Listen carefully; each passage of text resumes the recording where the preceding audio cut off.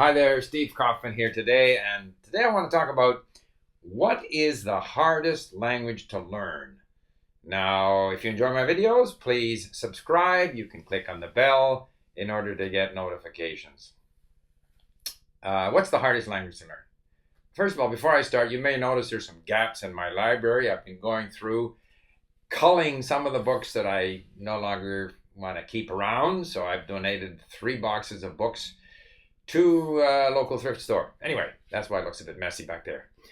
The hardest language to learn, I think that's a very difficult question because there are so many factors that enter into that. What do you want to do with the language? Do you want to pass a test? Do you want to just enjoy the language? Do you want to enjoy movies, books in the language? Do you want to just be able to communicate in the language? And different languages are, they have different degrees of difficulty depending on what you want to achieve. But I would say that the biggest factor in determining how difficult a language is for you is how motivated you are to learn that language. If you find your motivation flagging, if you find that you don't like the language, that's going to make that language very difficult to learn. If, on the other hand, you love the language, you want to learn the language, you have a friend or a loved one or a relative, or you enjoy aspects of the culture and you're very motivated, that language will be easier to learn because any objective difficulties only make the language more interesting. So you'll be, pushing yourself to overcome these difficulties. So the number one consideration in my mind is your relationship to the language. The second thing is, how easy is it to find content of interest, content that's comprehensible maybe, but potentially, even if it's not yet comprehensible, if it's attractive to you. And this is very subjective. So here again, some people are attracted by, say, anime for Japanese, which doesn't appeal to me at all. It can be anything. I happen to be attracted to history.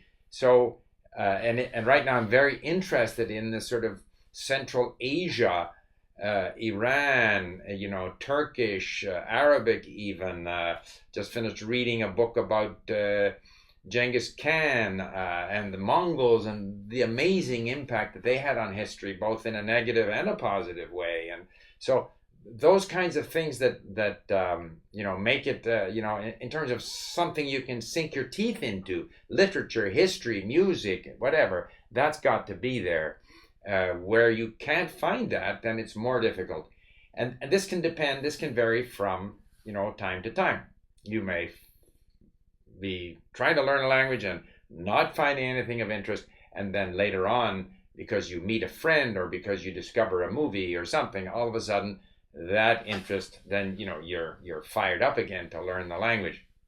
And that's why it's so useful now that in addition to whatever beginner content you use, assimil or teach yourself or mini stories that link, that then you move on to things that you can find on the internet and which you can bring in to link. For example, whether it be off from YouTube or ebooks, which I have often used, or Netflix.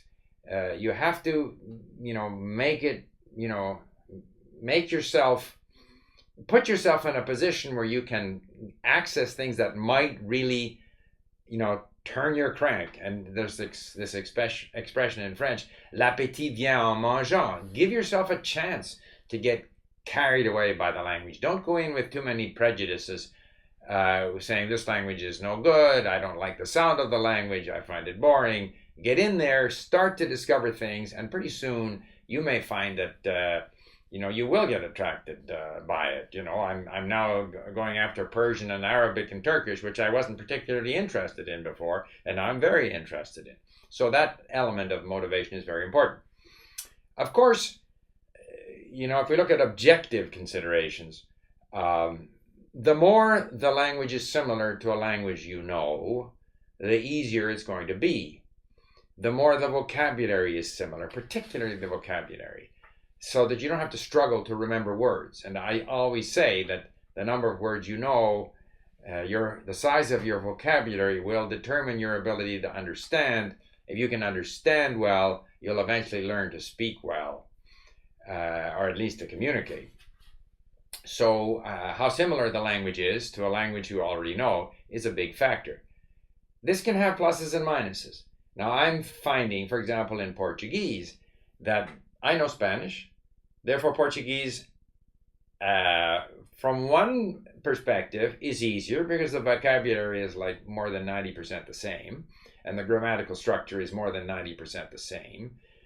But because they're so similar, it's difficult to totally throw myself into sort of a Portuguese environment. The Spanish control center in my brain is kind of holding on and preventing me from, totally starting afresh in this other language.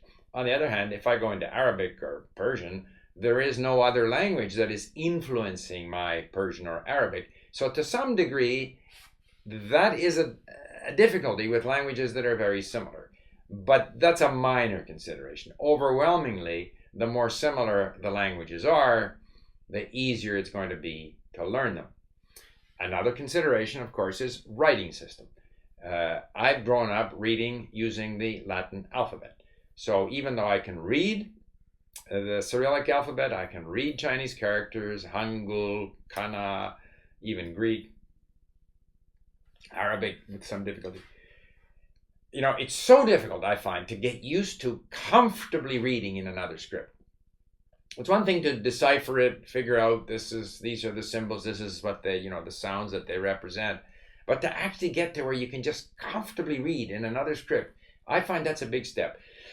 Like for me, Polish and Czech are much easier than Russian and Ukrainian because it's so much easier for me. There's no resistance when I read in the Latin alphabet. Whereas reading in Cyrillic, even though I have read so much in Cyrillic, it's just that little bit more difficult. So it's always a challenge. And when I learn a language with another script, I put a lot of effort into just making sure I spend enough time reading in that script, because that's going to improve my comprehension.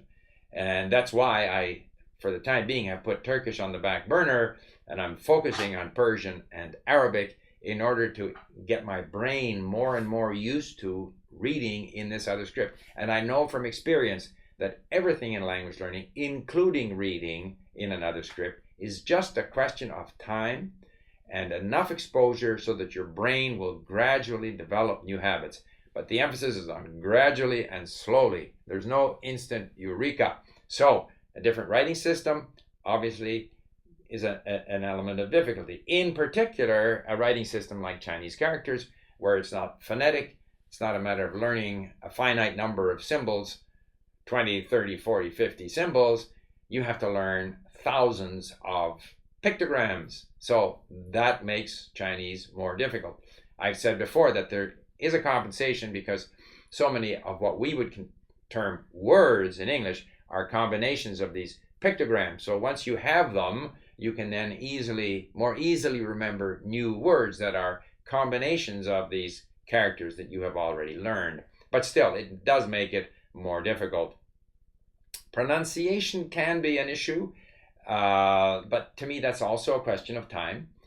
And the solution to many of these difficulties is simply exposing yourself to the language, listening enough, getting the intonation of the language, speaking without feeling self-conscious about it. And of course, grammar. I find that, objectively speaking, Chinese and even Japanese and Korean grammar are less complicated. There are fewer little bits of, detail that you can easily get wrong than, say, in Russian, Slavic languages, German, and so forth. So the more detail there are in the language, the more things that change, like case endings change, or conjugations, the verb endings change. The more of these things that are not so much a question of logic of the language, but there is that logic, but a logic that is hidden behind a bunch of rules and tables. The more of these things you have in a language, the more difficult it is, especially to speak correctly. Now, if your objective is to understand the language, to be able to communicate, connect with people, as is the case with me in most of my languages, I'm not tremendously concerned about how accurately I speak. Of course, I want to speak more accurately, but I can't speak accurately in all of these languages that I'm learning. I want to speak more accurately. If I make a video in Arabic and I say that yatakalam instead of atakalam, like you've got to change the beginning, the suffix, depending on the person and stuff like that. And I get it wrong some of the time, right some of the time. And I hear that and I notice it, and slowly, hopefully, I improve. But it doesn't in any way detract from my enjoyment of the language. On the other hand, if you're working in Arabic or Russian or whatever, and you're putting out business correspondence or you're at formal meetings, and there's obviously or you're going to write a test, then there is a greater need to be accurate. So difficulty in terms of understanding it is one thing. Difficulty in terms of being able to read it and listen to it and enjoy movies is one thing. Difficulty in terms of being accurate and creating a very positive impression because you're essentially making very few mistakes, that's another level of difficulty. I think, honestly, in French, some people find French difficult to understand because of the way the words flow into each other with the sort of liaison. But another big obstacle in French is the gender. Gender is more obvious in Spanish. Most words that end in O are masculine, and most words that end in A are feminine. Spanish, very straightforward. Italian. French, not so. And when I listen to our Canadian politicians, English-speaking politicians who speak French, and some of them speak quite well, and yet the gender is the thing that trips them up because it's not something that we have in English. It's very difficult to develop new habits, new grammatical habits. It doesn't prevent them from communicating. And similarly with people learning English, I often mention that we have a colleague, Russian, who speaks absolutely perfect English. There isn't anything he can't express or explain in English. And yet to him, the articles remain a problem because obviously it's not something that is part of the sort of language habits of Russian speakers, or for that matter, of speakers of many other languages that don't have articles. There are languages with no articles, languages with no gender, languages with no singular plural. Languages have different ways of expressing essentially the same thoughts, and we have to get used to them. And some of them are a little harder to develop these new habits than in others. So there you have it. So I don't want to say that any particular language is harder to learn, but I rather wanted to set out what I think are some of the factors that determine how difficult a language may be for you.